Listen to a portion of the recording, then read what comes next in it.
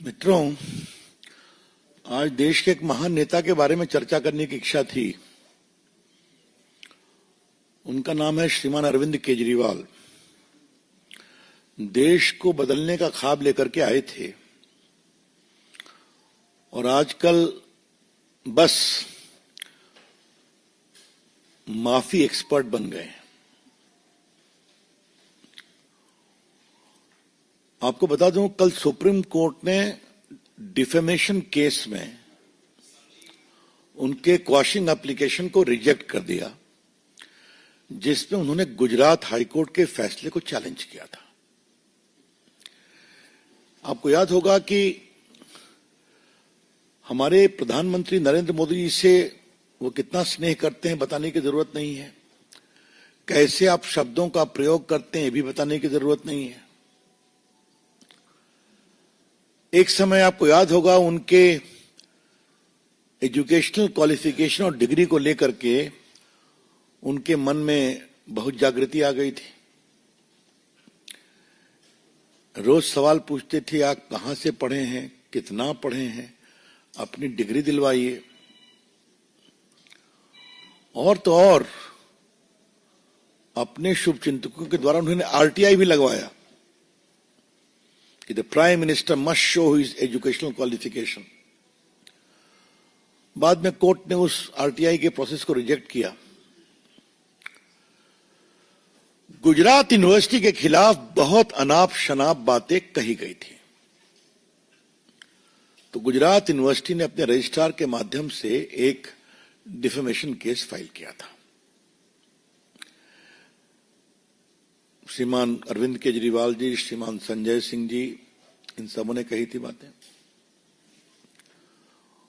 उसके बाद मजिस्ट्रेट ने कॉग्निजेंस लिया, वो सेशन कोर्ट के पास गए, उन्होंने उसको रिजेक्ट किया। वो हाई कोर्ट आए, हाई कोर्ट ने भी उनके प्ली को रिजेक्ट किया और कल वो सुप्रीम कोर्ट आए और सुप्रीम कोर्ट ने भी उनके प्ली को रिजेक्ट किया। ये बैकग्राउंड जानना बहुत जरूरी है। मजिस्ट्रेट कोर्ट ने कॉग्निजेंस लिया, समन किया, वो सेशन कोर्ट गए, सेशन कोर्ट ने रिजेक्ट किया, फिर वो हाई कोर्ट गए, हाई कोर्ट ने रिजेक्ट किया, फिर वो सुप्रीम कोर्ट गए, सुप्रीम कोर्ट ने कल रिजेक्ट कर दिया। इसके पहले संजय सिंह के भी प्ली को सुप्रीम कोर्ट ने रिजेक्ट किया हुआ था। फिर उसके बाद ऐसा चर्चा में है कि उन्होंने सुनवाई में ही माफीनामा का आग्रह किया। कोर्ट ने कहा यह नहीं चलेगा, माफीनामा अगर आपको देना था तो पहले करते। अब वो अपने मेरिट पर सुनवाई किया, तो या तो हम मेरिट पर फैसला करेंगे या आप इसको विड्रॉ करिए। तो उन्होंने इसको विड्रॉ कर लिया। अब वो ट्रायल चलेगा। दुनिया भर को ईमानदारी और भ्रष्टाचार का सर्टिफिकेट देने वाले केजरीवाल साहब का सच्चा चेहरा तो समझ में आया देश के सामने। लंबे समय जेल में रहे और उसके बाद फिर आगे की कहानी आपको मालूम है, वो आज का विषय चर्चा करने का नहीं है। लेकिन थोड़ा हम लोगों ने रिसर्च किया तो मालूम हुआ 10 बार केजरीवाल साहब माफी मांग चुके हैं। Mister Arvind Kejriwal has tendered apology after making false defamatory allegation 10 times. देखिए, भाजपा के आईटी सेल के ध्रुव राठी के बारे में उन्होंने 26 फरवरी 2024 को माफी मांगा कि हमने गलती से ट्वीट कर दिया। आपको मालूम है, हमारे नेता स्वर्गीय अरुण जेटली से उन्होंने माफी मांगा था जब वो डीडीए के अध्यक्ष थे। उनके खिलाफ झूठा एलिगेशन लगाया था, मामला हाईकोर्ट में गया, तो उन्होंने कहा ठीक है हम माफी मांगते हैं। तो उन्होंने खुद माफी मांगी, उनके सभी साथियों ने भी माफी मांगी जिन्होंने आरोप लगाया था उनके सहयोगी नेताओं के द्वारा। तो ये हुआ दूसरा मामला।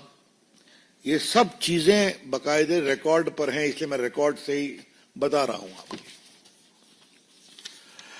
तीसरी बात, उन्होंने अकाली दल पंजाब के नेता हैं विक्रम मजीठिया, उनको कहा था ड्रग का कारोबार करते हैं। उन्होंने मानहानि का केस किया तो फिर माफी मांग लिया। यह हुई तीसरी बात। चौथी बार हमारे पार्टी के वरिष्ठ नेता नितिन गडकरी के खिलाफ उन्होंने कहा था भ्रष्ट हैं। नितिन गडकरी जी ने जब केस किया डिफेमेशन का तो चिट्ठी लिख के कहा कि आई एम सॉरी, हमने गलत आरोप लगाया था, वो वापस किया। आजकल तो लोग एक ही गुट में हैं, लेकिन कपिल सिब्बल से भी माफी मांगा है उन्होंने।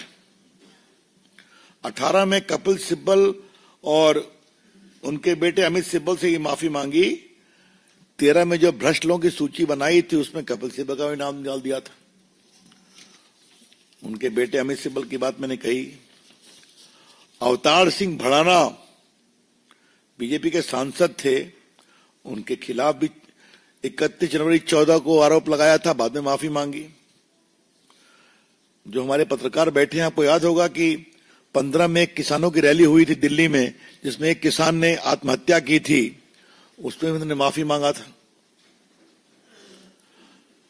ये जो कोरोना की मीटिंग होती है, जो सीक्रेट मीटिंग होती थी चीफ मिनिस्टर प्राइम मिनिस्टर की, उसको उन्होंने टेलीकास्ट कर दिया। तो बाद में जब पीएमओ से कहा गया तो उन्होंने कहा आई एम सॉरी, नहीं करना चाहिए था।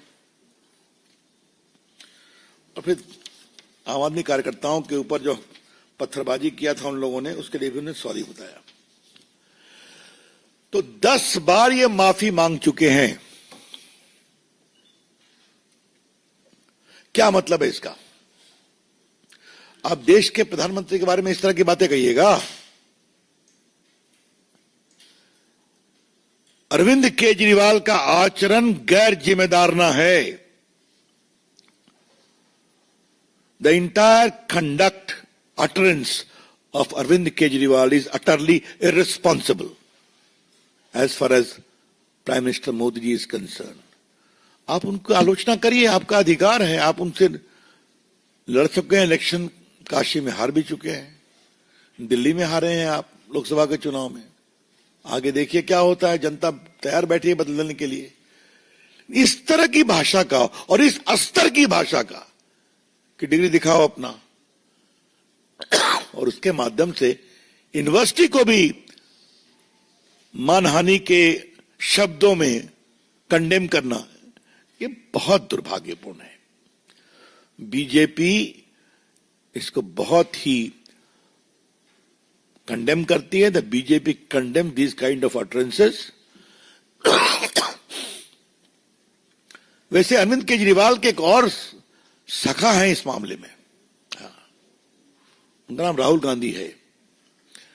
एक बार राहुल गांधी की भी गिनती करेंगे संजय, कितना डिफेमेशन केस हुआ है उनके खिलाफ। चल रहा है, कुछ भी बोल देते हैं, डिफेमेशन होता है। आपको याद होगा कि उनको सुप्रीम कोर्ट में माफी मांगा उन्होंने। देश की राजनीति में आलोचना का अधिकार है, देश की राजनीति में विरोध का अधिकार है, लेकिन देश की राजनीति में झूठे मर्यादा विहीन आरोप लगाने का अधिकार नहीं है। You can criticize, you can oppose, but if you level allegations bereft of standards of probity and propriety, which is defamatory, then suffer the consequences. बहुत सीधी सी बात है। तो ये थोड़ा विस्तार से बताना जरूरी था। हम लोग भी खामोश थे कि मामला सब जुडिस था। हमने कहा एक बार सुप्रीम कोर्ट से इसका इतिश्री हो जाए, इसलिए संजय सिंह पर भी हमने टिप्पणी नहीं की थी, क्योंकि इनका मैटर सुप्रीम कोर्ट में पेंडिंग था। अब जब हो गया तो हमको लगा कि ये विषय आपके माध्यम से पार्टी की प्रतिक्रिया जानी चाहिए। हम उम्मीद करते हैं कि केजरीवाल जी थोड़ा अपनी जबान पर लगाम रखेंगे, उम्मीद ही कर सकते हैं। That's all, friend, from my side. I'm open to questions now. Any question? Shailendra, DD news. जब से राजनीतिक पार्टी के तौर पर जब लेकर केजरीवाल जी राजनीति में आए हैं, बयान से हमेशा आरोप लगाते रहे। आपने पहले कहा कि 10 से बार वो माफी मांग चुके हैं। हाल ही में चर्चा में ये भी है कि जिस घर को उन्होंने खाली किया उसमें अंतर्राष्ट्रीय स्तर के सामान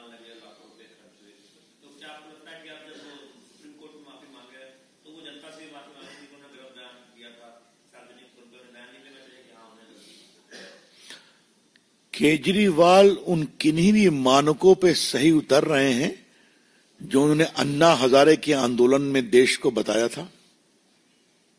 मैं फिर रिपीट कर रहा हूं, किसी भी मानक पर सही उतरे हैं वो, राजनीति में, सुचिता में, मर्यादा में, ईमानदारी में।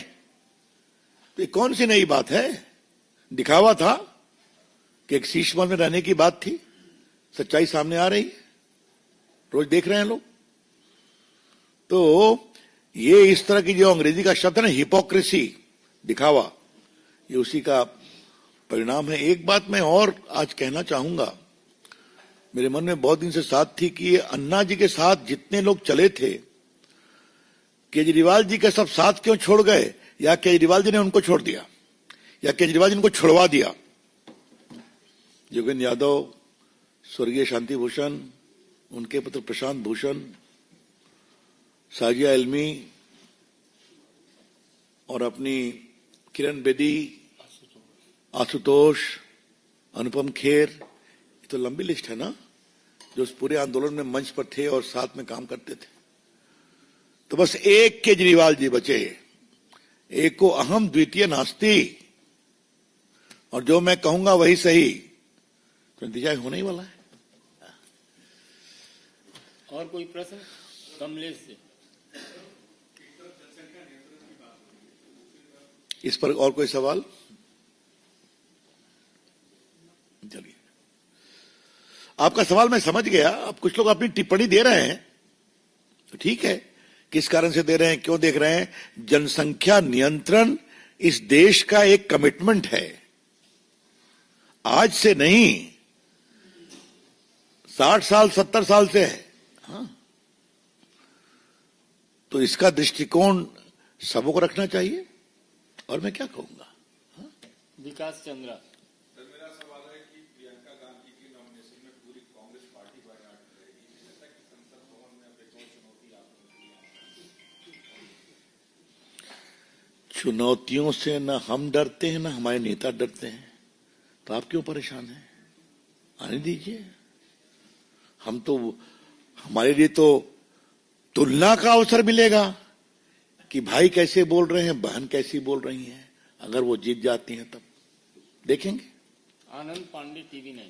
सर, जो जनसंख्या सवाल तो उससे जुड़ा हुआ है कि जो स्टालिन ने कहा है कि 16-16 बच्चे पैदा करें और हमारी आबादी कम हो रही है, उन्होंने भी कहा कि इसका असर हमारी लोकसभा सीटों पर पड़ेगा। हमने नीतिगत बातें बता दी हैं, बस उसको उसी रूप में देखना चाहिए।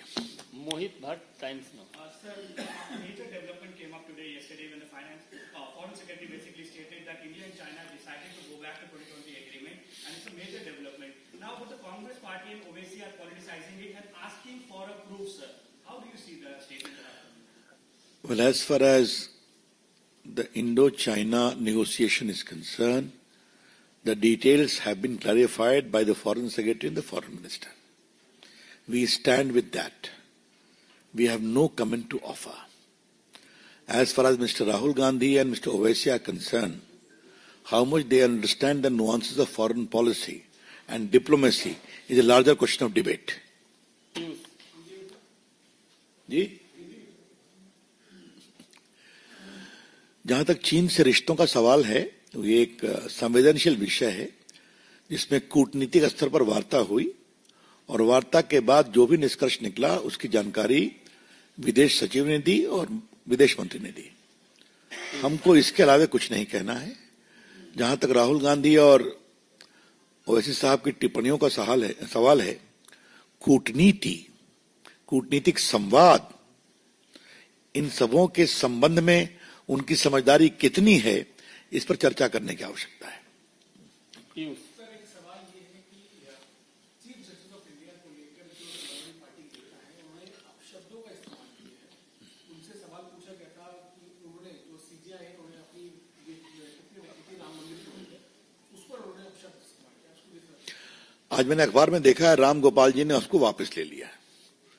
जब वापस ले लिया है, मैंने खुद देखा है और सुना भी है, तो मुझे उस पर कोई टिप्पणी करना उचित नहीं है। मैं एक ही बात कहूंगा, न्यायपालिका, सभी न्यायाधीश और मुख्य न्यायाधीश, इन सबों का सम्मान हमें करना चाहिए।